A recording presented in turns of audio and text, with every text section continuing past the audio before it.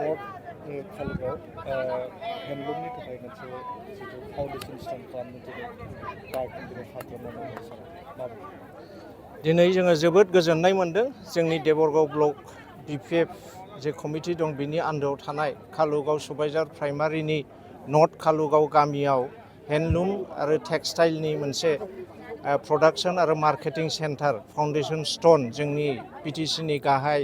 श्रीजुत हाग्रामा महिलारिया गायसननानै थांबाय जोङो मिजिंथियो बे सेन्टारनि गेजेरजों जोंनि गोबां थानाय जोहोलाव सेंग्रा सिख्लाफोर आरो जोंनि बिमा बिफाफ्रा सुबिदा मोनगोन खामानि मावनो जायगा मोनगोन आरो जायगाया जौगाखांगोन आरो बिसेसकै जिहेतु बियो हेन्डलुम एन्ड टेक्सटाइल डिपार्टमेन्टनि आन्दोआव थागोनखाय जोंनि बिमाफ्रा बांसिनै सुबिदा मोनगोन आरो जोंनि प्रडाक्शनखौ जोङो गुबुन गुबुन जायगायाव प्रसार खालामनो आरो सेल खालामनो थाखाय जोङो खाबु मोनगोन बे सुबिदाखौ होनायनि थाखाय जोङो बिटिसि सरकारखौ साबायखर बावो। बेसेबांसो बाजेट एक्जाक्ट एमाउन्टखौथ' आं बावबाय थोजासे एमाउन्ट सेंसन जाखानाय आरो बियो माबाबो टेन्डारबो जाखांखाबाय खामानि दिनै फाउन्डेसन जाबाय आरो बियो आराम्भ जासिगोन आरो गोख्रैनो बे खामानिया फोजोबजागोन। ओनसोलाव खुब मोनसे मुलाम्फायाथ' जोंना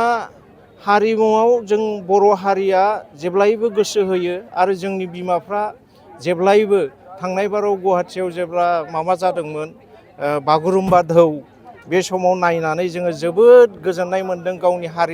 हारिमुखौ लानानै दख'ना सादोर बेसे समायना रमायना दा बेबायदि प्रडाक्शन सेन्टार गभर्नमेन्टनिफ्राय मोननायाव जों पाब्लिक जों जनसाधारना जोबोद गोजोननाय मोन्दों। बिटिसि सरकारा बिटिसि हालामखौ जौगाखांहोनायाव जे जोबोद गोसो होनानै खामानि मावदों बिनि थाखाय जोङो सरकारनिसिम जोंनि खर' गंग्लायै साबायखर बावनायखौ होयो आरो जोंनि जे हारिमु बर'फोरनि जे हारिमु बे हारिमुवा कालसारा बियो गोबां जायगायाव प्रसार जागोन बे सेन्टारनि गेजेरजों आरो जोंनि गोबां आइजोफ्रा बेयाव खामानि मावनो थाखाय खाबु मोनगोन।